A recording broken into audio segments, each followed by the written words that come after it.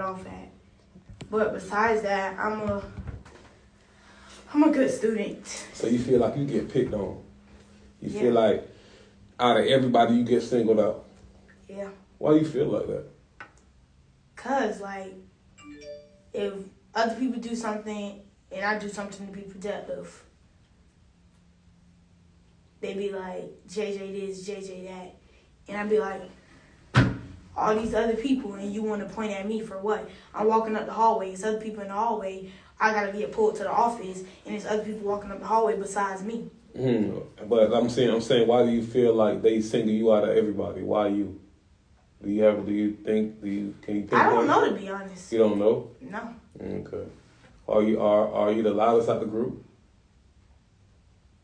Out of the group, no. Are you the big? Do you stand out most out of the group? Are you the biggest? Are you the tallest? Yeah. You are. Do your parents check up on you more than the other kids' parents check on them?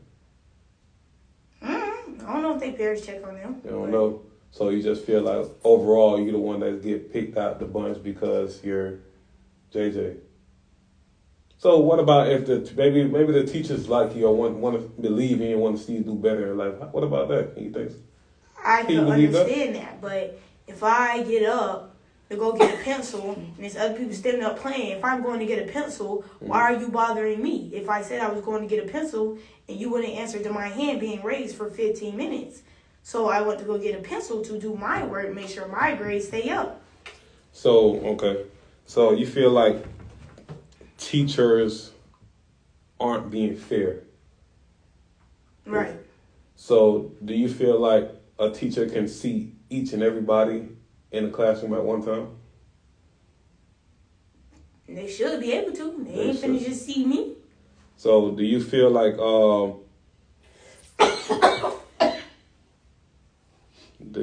do you feel that you need some water? Okay. Do you feel as okay? So put yourself in the teacher's place, because you never know. I feel like a lot of teens. Do you feel like teachers get disrespected? They do, but not by me. Do you feel? You probably don't know how much a teacher get paid, but do you feel that a teacher get paid enough, or do you feel that a teacher deserves disrespect? No, well, I don't want to do, but no. Overall, so a teacher's job is necessarily there to do what?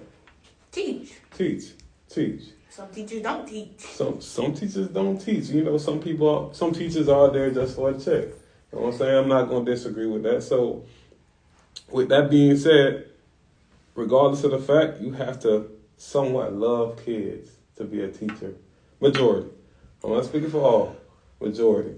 So, I'm not going to make this all about school, because I know even with me as a kid, I'm not going to be biased. I was once a kid, you know what I'm saying? And I wasn't doing good in school because I was getting picked on because I wore glasses. So for me not to get picked on, and I was poor, I grew up poor, so I had hand-me-downs and I didn't have all the finer stuff all the other kids have. So my school years was rough. And so that led me to the streets.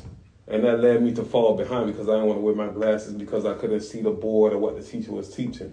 So I'm not going to sit here and say that I was a goody two-shoes. I was the best kid in school. But I am going to say this. My teachers were great.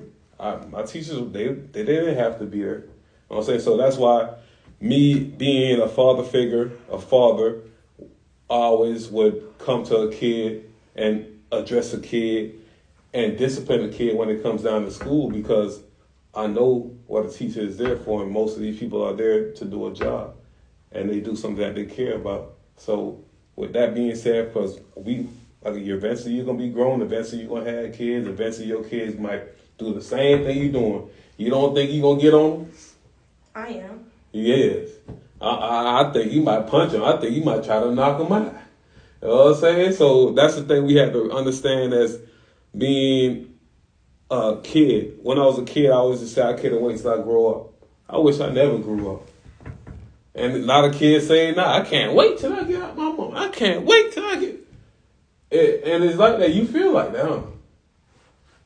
You ready to go. You know what I'm saying? You ready to go. But being a kid, they don't understand. Like, you don't see your mom putting in the work, putting in the hours, missing all this stuff. All you just see is them feeding you, taking you places, putting you in clothes. You don't understand. That ain't free. Don't get sleepy on me. It's time to go to bed now. No. It's time to go to bed now. But anyway, so like I was saying though, the interview could go a lot deeper, but I'm gonna definitely poke at some stuff.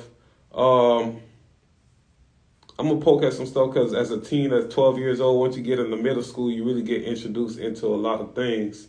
And you growing up in the area that I basically grew up in as well, I know how it is.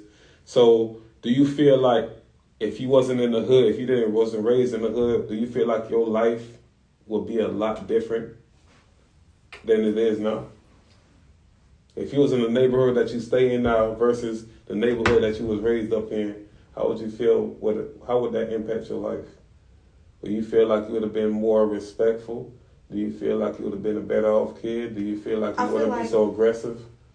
I feel like if I was still living with the same people, nothing would change. The neighborhood, nothing. Because I really wasn't... I was ripping and running in the streets, but that was only to...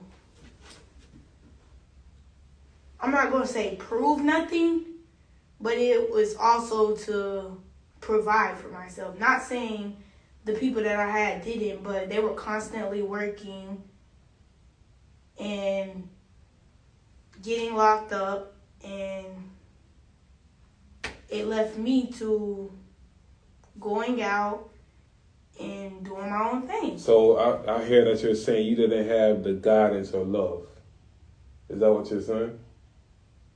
I definitely had the love from my grandmother, but I got treated like trash from my father. From the people you wanted it from. Okay, yeah. I get what you're saying. So your grandma couldn't keep up with you, could she? No. Okay. So do you feel like, again, I'm going to ask this question in a different way. Do you feel like their environment plays a big part into a person's life? Yes. Definitely. Okay, so have you ever smoked? Yes. What age you smoked at? 12. What possessed you or what made you smoke? People. So being around people. Was these people considered friends? Do you know why they smoke?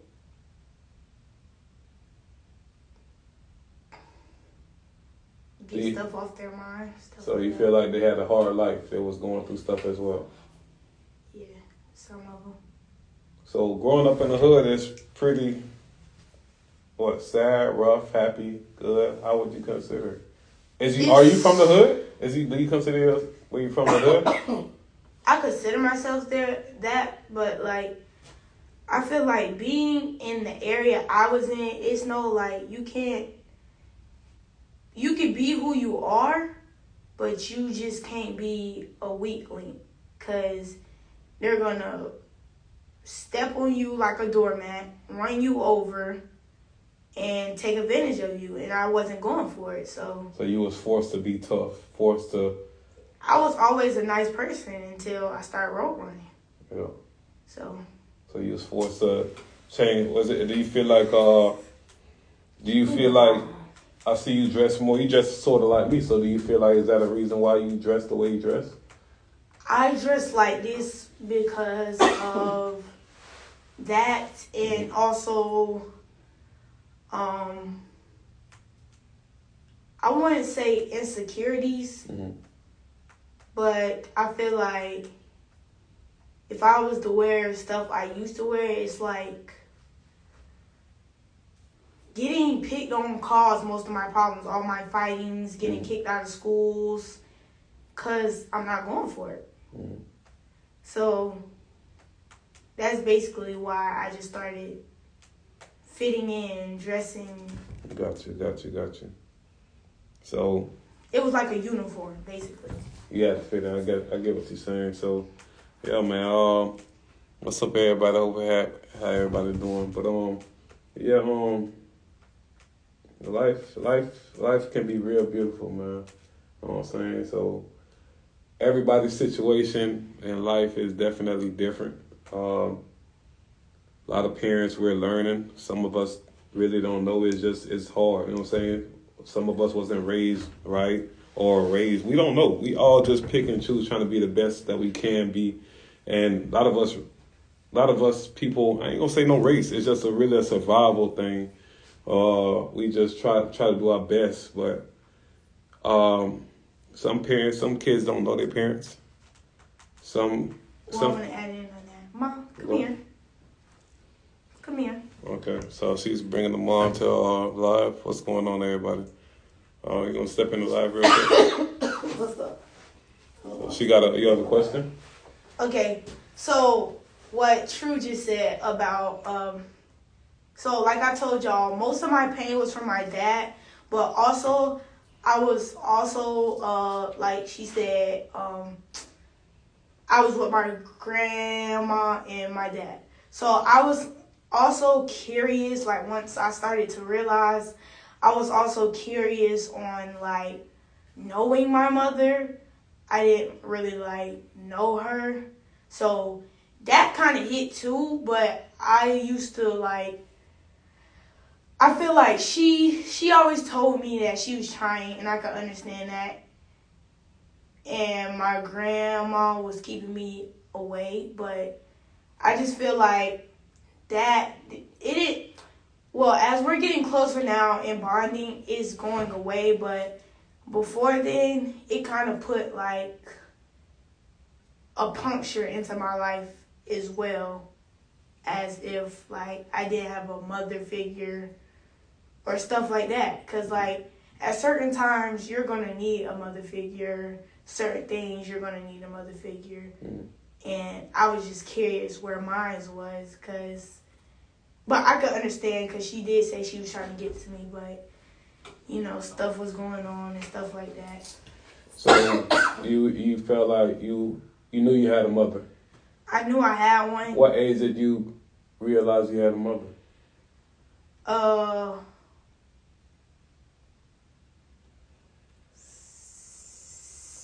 7. Is that the age you started to need to look or feel or find or want your mom? Is 7? Yeah. 7. Or 8. I want to say something. Okay. I'm not coming over there, but all of this, what age she felt that she had a mother, this is all like weird to me because prior to the incident that happened the year before last with me and her dad, and I didn't see her for a whole year, it was never, ever, ever that many months went by that she didn't come around. So I don't know, like, if smoking does something to kids' brains when they're underage or stuff. But, like, I had to come over there all the time or whatever. Most of the outings that we went on, you know what I mean, like, I'll come and get her for it. But I'm the one who bought all her shoes. I'm the one who paid for all her hairdos. I always had to come over there to bring money, send me her outside, this, that, and the third. So to sit here and hear her be like, oh, yeah, I was 7 years old before I decided to get curious about my mom. Like, it was never no long period of time that she went without seeing me except for that last year and a half when the whole altercation and stuff jumped off and they stopped me from talking to her. So that's why I'm like, this is like very, very, very strange to me. But it made me want to pull your grandma on this phone because like now you make it seem like, oh, you went years in life and didn't know that you had a mother or didn't see your mother or whatever the case may be, because the last time I was incarcerated was obviously when you was born or whatever the case may be. So it wasn't no long period of times, like years and months and Sundays, that I didn't have to come over there. Because every time I turned around, your grandma was calling me to bring her money for something. And I always be like, send her out. Or I always came in there. Like I told you, that's how I knew she cooked big pots of meat or whatever the case may be, had all the Capri Sun. I used to actually spend a lot of time over there in your younger years because that's when everybody got along. Then it wasn't until like later on down the line till I really kind of stopped caring for them and stopped going over there. But I actually spent time over there, like that was my second home at one point in time. So I just wanted to actually clear that because it's like you made that sound like you went years and years and years without seeing me. I didn't mean it like that. I meant like as if when I was road running and I didn't want to talk to my dad or I couldn't talk to my dad. When you say road running, how old were you when you was road running? I was like 9. But when I was like out there and I didn't want to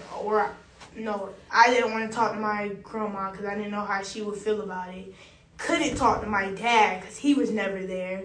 It was like I knew I had a mother figure, but it's like I had no like immediate or like you had no contact with me because you was a kid. You didn't have a phone, and they always played games and chased the mouse and stuff when it came down to talking to you. I used to actually call the house phone for a while or whatever the case may be, but it was more so every time, of course, your grandma was always at work, so every time I talked to her, what Jay had, this, that, with Mira, she at the house, this, that, and the third, she there with Jerica, blah, blah, blah, blah, blah. So calling her was always her answering the phone, but always at Catherine's. She was never, ever around you, or whatever the case may be. So that's why I said I used to come over there more than I actually wanted to because I always had to drop something off. And then, like, you know what I'm saying, a lot of times Dre will be like, oh, okay, be here stay tonight, or whatever else. She'll let you come over to go to Busch Gardens or come over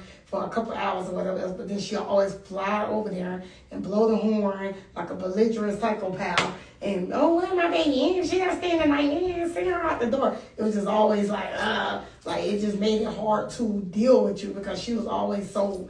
But as far as, like, you know what I'm saying? I just had to clear that up or whatever else because we could go down the line. I could show you plenty of pictures from a little kid all the way up to a big kid. The only way I would get them is by taking them with my own phone. So it was basically what I'm hearing and understanding is just like a battle between, your grandma had you for such a long time, so she grew like a bond that was basically a motherly bond, and she didn't want you to be with your actual mom. And it wasn't that. I ain't gonna say that because she's not a bad person, and she didn't. It ain't that. It was more so. She felt like like all her kids was big and grown. The only girl she had was her daughter that was grown and stuff. So when a granddaughter came around, they kind of formed that little overprotective shell. So it wasn't so much of this, that, and the third. It was more so of I don't want her out of my possession for too long. And like I said, I was always smart because I didn't never let her have physical custody. And we just came to the agreement that I let her stay over here. Because at one point in time, she had her like during the week, and I used to get her on the weekends or whatever else. But like we had an original agreement to where I'm going to keep her under my custody, but I let her live over here or whatever else because honestly, her grandma, she gonna be 13. Her grandma never had custody of her ever, except for the 4 months when, I was gone and she had her. But other than that, like, that's proven by court records or whatever. She never, ever, ever had custody of my child. She just stayed over there because at the end of the day, I was still living life wild, whatever the case may be. She wanted her over there, and it was like, okay, well, you ain't hurting my feelings because I ain't got to be tied down with another baby. It was one of those type of situations because all my other kids had grandparents and stuff they was with too. So it was more one of those type of situations where it's like, okay, well, I go get her on the weekend because I'm going to be home this weekend. I ain't doing nothing. But as far as legal custody, she never had that, ever. Okay. So when it comes down to legal custody, meaning throughout the courts, you never gave custody to no one else? Nobody never had custody of my kids. Okay, understood. And I know this is a very touchy subject, and I know you're still growing. And you know, with time, things change. You know what I'm saying? So definitely, like I said, there's a lot of people in this world. It's kids, even it's kids, all over the world in foster care. Even if they're in foster care, they're gonna grow up and they're gonna want to look and find their parent, and they're gonna always have that question: why, how, and some people could fill that void, and some people just still grow that hate towards that parent. And if anybody know me, they know I love kids. I always do stuff for the kids. It's tough, man. So I'm not gonna sit here. I'm just listening to all the stories and her story, and I'm sure it's a lot. You know what I'm saying? Eventually she's gonna grow up and she's gonna speak, and you know, whatever the case might be. And we just hope that everybody fill those voids and just learn to appreciate and accept and forgive. I could say forgive. You know what I'm saying? Because even me, I forgave my dad. You know what I'm saying? My dad wasn't around, but you know, I felt like he could have done a lot better than what he's done. You know what I'm saying? Even though the laws deported him, and I felt like even though he got deported, he could have communicated. You know what I'm saying? So it was just a lot. And me growing up, I had to understand, even with my mom, my relationship with my mom, everything. Like I said, I'm not biased. I'm always speak about myself. You know what I'm saying? I'm not going to be one-sided. And it's just, we just had to grow, and I had to learn to, you know, life happened, stuff happened. They don't know no better. They ain't know. And it's just, as a kid, becoming an adult, we have to pick and choose what sides and what pieces we take from our parents or what we see in life. You know what I'm saying? You just can't follow this direction thinking it's going to be the right direction, because we never know it with ourselves. So it definitely is. I had so much more to ask, but it's just a lot of stuff got a lot personal, a lot touchy. And it's good to see these sides of things, because it's someone else out there going through the same thing. And it's just a blessing to see this child now, 12 years old, actually with her mom now. And, you know, like she just said, she's building, she's bonding, she's learning, accepting, learning to forgive, and learning a lot of different things, because there's a lot of stuff as parents we could hide, or grandmas, or whatever the case might be, or what is it called? Our guardians. As guardians, we could hide a kid. We could hide a kid from so much different stuff. There's only so much we could let them see and let them know here. And so brainwash is definitely powerful, and a lot of stuff like a lot of moms out there. I'm gonna say moms mainly, because it's mostly females. They'll keep the kids away from their dads and stuff for a lot of malicious reasons and stuff. So I could sort of understand. So even it's just sad, but overall, man, just be the best parents you can. Just don't.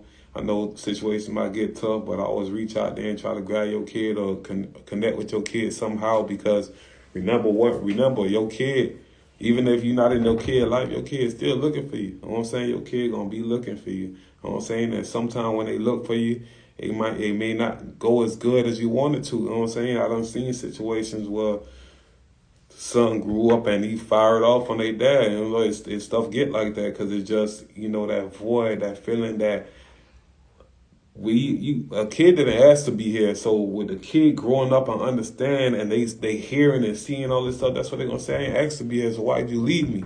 So there's a lot of different stuff people have to understand. You can't be selfish in this world, especially when you out here reproducing and having sex, and stuff happens. You know what I'm saying? So you got to realize with that, it's a responsibility. These kids ain't asked to be here. You know what I'm saying? So just even though you may not know, just ask for help. Don't be afraid to ask for help, because you know it's definitely help out there. Because even coming to a person like me, I'm gonna try my best to help. Even though it probably won't be money, but I'm gonna give you some knowledge. You know what I'm saying? I'm gonna point you to a direction that there's people out here like that. So there's parents out here having kids at a young age. They don't know what to do. You know what I'm saying? They wasn't getting the love at home, so they found it in the streets. I grew up in the hood. I know how it is. You know what I'm saying? We run the streets and we look for love.